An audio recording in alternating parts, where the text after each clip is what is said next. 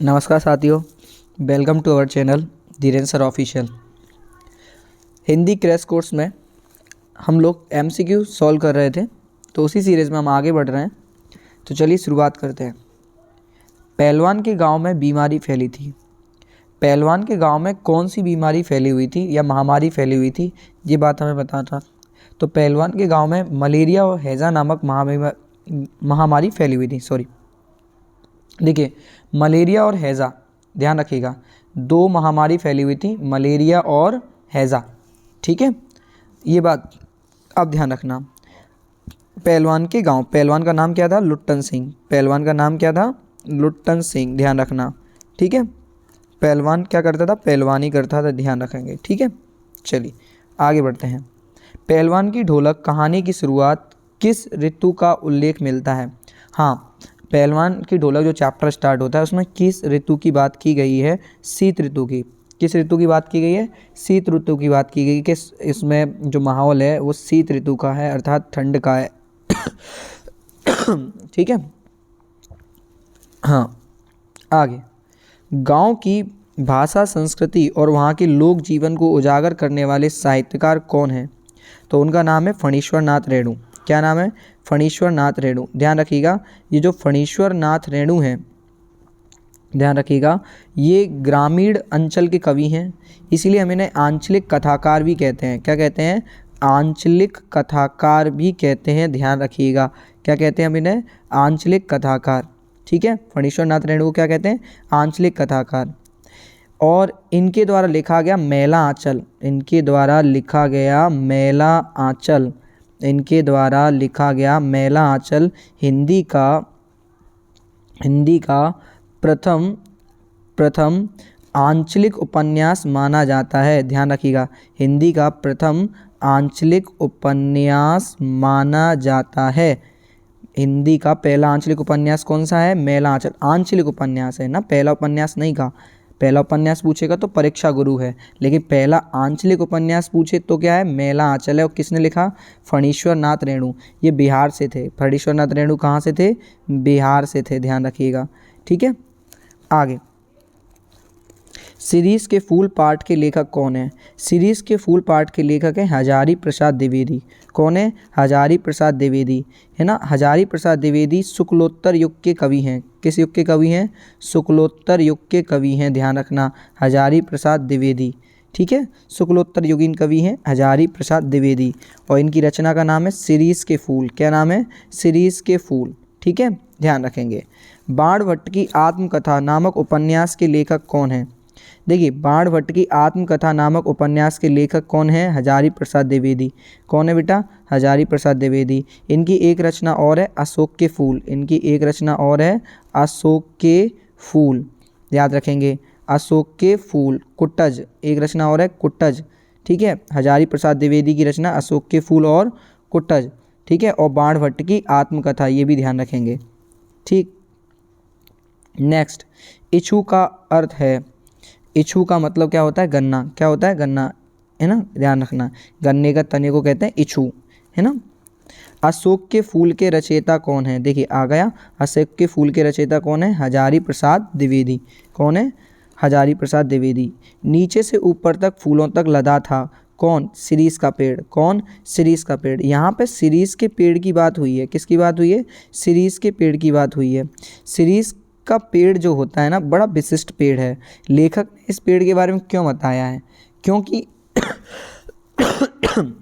क्योंकि ये पेड़ उस समय फूलों से लदा होता है, उस समय ये फूलों से लदा होता है जब सभी पेड़ अपना समर्पण कर चुके होते हैं। मतलब भीषण गर्मी में ये पेड़ एकदम क्या होता है? एकदम सन्यासी की तरह, जिससे किसी पर फर्क नहीं पड़ता, किसी बात का, किसी समय का, उसी तरह रहता है ये। मतलब गर्मी के समय पर भी, जेठ आषाढ़ के समय में भी, ये शिरीष का पेड़ क्या है? फूलों से लदा होता है।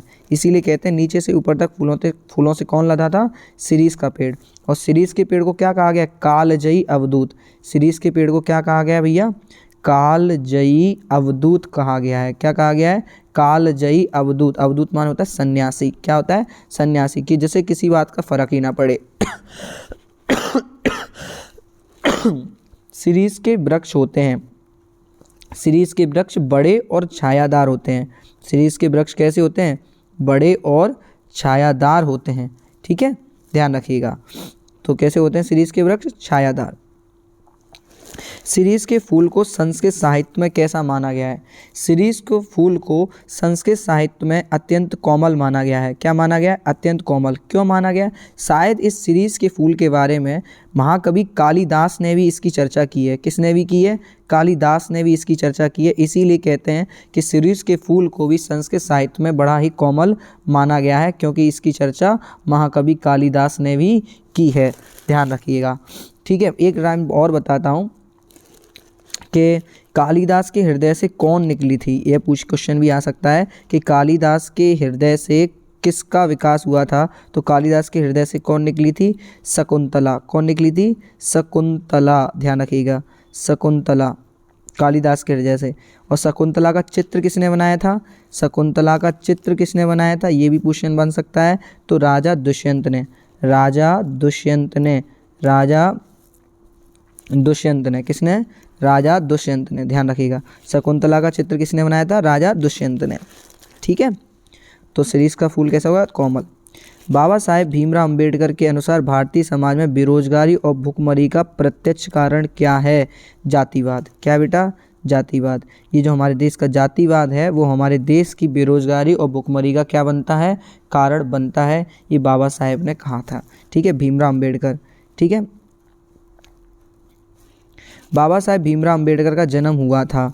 बाबा साहेब भीमराव अंबेडकर का जन्म 14 अप्रैल 1891 में हुआ था। ध्यान रखिएगा। और इंदौर के महू में। कहाँ हुआ था? इंदौर के महू में इनका जन्म हुआ था। ध्यान रखिएगा। इन्हें हम भारत के संविधान के जनक भी कहते हैं, भारतीय संविधान के जनक के रूप में भी जानते हैं। ध्यान रखिएगा। ठीक है, उच्च शिक्षा प्राप्त के लिए अंबेडकर जी गए। अंबेडकर जी उच्च शिक्षा के लिए अमेरिका गए थे। और याद रखेंगे, अमेरिका के साथ साथ ये ब्रिटेन भी गए थे, लंदन भी गए थे, लेकिन यहाँ पे ऑप्शन अमेरिका है तो अमेरिका ही रहेगा। ठीक है, आगे। समता और भ्रातृता वास्तविक रूप में क्या है? देखिए, समानता और भाईचारा का वास्तविक रूप है लोकतंत्र। क्या है बेटा? लोकतंत्र। क्या है? लोकतंत्र। वास्तविक रूप से लोकतंत्र है क्या? जनता का तंत्र वास्तविक रूप से है क्या? कि भैया वास्तविक रूप से डेमोक्रेसी या लोकतंत्र वही है जहाँ समानता हो, सभी एक समान हो, ऊंच नीच का कोई भेदभाव ना हो, और सभी में क्या हो? भ्रातृता हो। और भाईचारा कैसा हो? भाईचारा तो ऐसा हो जैसे दूध और पानी का मिश्रण होता है। जैसे क्या होता है? दूध और पानी का मिश्रण होता है, वैसा ही क्या होना चाहिए? भाईचारा होना चाहिए। ठीक है, आगे। दूध और पानी के मिश्रण को डॉक्टर अम्बेडकर ने माना है क्या? भाईचारा। क्या माना है? भाईचारा। ठीक है, जाति प्रथा का दूसरा रूप क्या है? श्रम विभाजन। जाति प्रथा का दूसरा रूप क्या है? श्रम विभाजन। और श्रम विभाजन को कौन आवश्यक मानता है? आधुनिक सभ्य समाज। कौन मानता है? आधुनिक सभ्य समाज। जो आधुनिक सभ्य समाज है, जो व्यंग करके कहा गया है कि आधुनिक सभ्य समाज किसे आवश्यक मानता है? श्रम विभाजन को। बेटा किसे मानता है? श्रम विभाजन को। उत्पीड़न का अर्थ क्या है? उत्पीड़न का मतलब होता है शोषण, किसी को परेशान करना, है ना, किसी को मतलब उसकी इजाज़त के बिना उसका प्रयोग करना शोषण कहलाता है। ठीक है, खड़ी बोली गद्य की प्रथम रचना है। ठीक है, खड़ी बोली गद्य की प्रथम रचना क्या है? तो यहाँ पर सुनिएगा, खड़ी बोली गद्य की प्रथम रचना माना गया है गोरा बादल की कथा। किसको माना गया है? गोरा बादल की कथा को। खड़ी बोली गद्य की पहली रचना किसे माना गया है? गोरा बादल की कथा को माना गया है। बाबा साहेब के अनुसार आदर्श समाज की स्थापना के लिए क्या जरूरी है? देखिए, बाबा साहेब के अनुसार आदर्श समाज के लिए 3 चीज़ चाहिए। क्या चीज़ चाहिए? 3 चीज़ चाहिए। स्वतंत्रता, माफ़ करिएगा, 3 चीज़ चाहिए। ठीक है, क्या? स्वतंत्रता, समता, भाईचारा। तीनों चीज़ चाहिए। स्वतंत्रता भी चाहिए, समता भी चाहिए और भाईचारा भी चाहिए, और यानी अर्थात उपयुक्त सभी। ठीक है, तभी एक अच्छा समाज बनेगा। डॉक्टर भीमराव अंबेडकर के अनुसार दास्ता का संबंध निम्नलिखित में से किससे नहीं है? दास्ता का संबंध कानून से नहीं है। दास्ता का संबंध किससे नहीं है? कानून से नहीं है। ठीक है, ध्यान रखेंगे। सिल्वर वेडिंग कहानी की मूल संवेदना क्या है? देखिए, ये सिल्वर वेडिंग जो कहानी है ना, इसमें क्या होते हैं, हमारा लेखक है यशोधर बाबू, है ना, यशोधर बाबू, इसमें मुख्य पात्र कौन है, यशोधर बाबू, है ना। और इन्हें वाईडी पंत कहते हैं, वाईडी पंत, यशोधर पंत, वाईडी पंत, यशोधर पंत। ये पुरानी विचारधाराओं के हैं और बच्चे अभी भी नई विचारधारा के आ गए हैं। तो इसमें मेन मूल संवेदना है पीढ़ी का अंतराल। क्या है, पीढ़ी का अंतराल। कि आप तो देख रहे हैं सिल्वर वेडिंग के यशोधर बाबू तो पुरानी विचारधारा के हैं, लेकिन बच्चे क्या हो गए, नई विचारधारा के हो गए। तो इसीलिए पीढ़ी का अंतर इसमें देखने को मिलता है। सिल्वर वेडिंग सिल्वर वेडिंग पाठ के लेखक हैं। तो सिल्वर वेडिंग पाठ के लेखक कौन है, मनोहर श्याम जोशी। कौन है, मनोहर श्याम जोशी, ध्यान रखिएगा। सिल्वर वेडिंग का मतलब 25वीं सालगिरह है। यहाँ जो यशोधर बाबू हैं इनकी 25वीं सालगिरह है शादी की, उस समय का इसमें दृश्य है।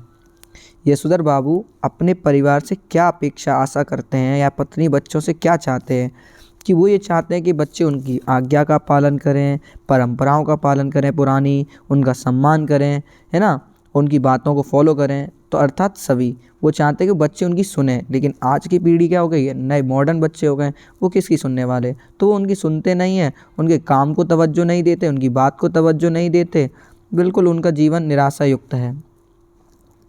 यशोधर बाबू सर्वप्रथम किस पद पर नियुक्त हुए थे, यशोधर बाबू सर्वप्रथम सेक्शन ऑफिसर। देखिए वैसे तो यहाँ पर देखिए पहले तो यहाँ पर हम लोग देखते हैं कि यशोधर बाबू दिल्ली आते हैं। सुनिएगा कैसे, मैं आपको समझा देता हूँ क्या हुआ है।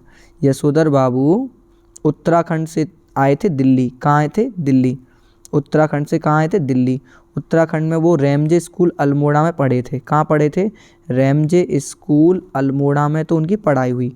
ठीक है, ध्यान रखना, रैमजे स्कूल अल्मोड़ा में वो पढ़ाई किए थे, मैट्रिक तक पढ़े थे। कहाँ तक पढ़े थे, मैट्रिक तक पढ़े थे, ये भी ध्यान रखना। फिर वो दिल्ली आए रोजगार की तलाश में, है ना। और दिल्ली वो जो आए यशोधर बाबू तो किन के यहाँ आते हैं, किसनदा के पास, किसनदा से मिलते हैं, किसनदा उनकी नौकरी लगवाते हैं। तो किसनदा उनके क्या हो गए, आदर्श हो गए। किसनदा उनके क्या हो गए, आदर्श हो गए। वो किसनदा को मानते थे, किसनदा की शादी नहीं हुई थी और किसनदा सबकी मदद करते थे। तो इसी प्रकार से यशोधर बाबू की मदद किसने की, किसनदा ने। और उनको किस पद पर सबसे पहले नौकरी मिली, उनको मिली सेक्शन ऑफिसर। ठीक है, किस पर आ गए वो सेक्शन ऑफिसर। यशोधर बाबू अपना आदर्श मानते थे, किसको, किसनदा को। किसको मानते थे, किसनदा को मानते थे।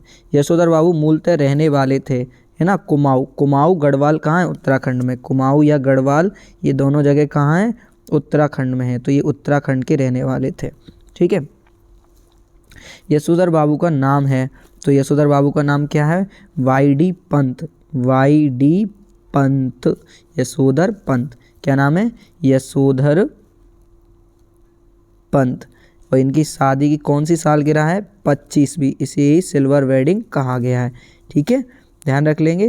और कुमाऊं के रहने वाले थे, अर्थात उत्तराखंड के रहने वाले थे। ठीक है, आगे की सीरीज़ नेक्स्ट वीडियो में सॉल्व करेंगे। तब तक के लिए धन्यवाद। मिलते हैं नेक्स्ट वीडियो में। पढ़ते रहिए, अच्छे से रीड करते रहिए।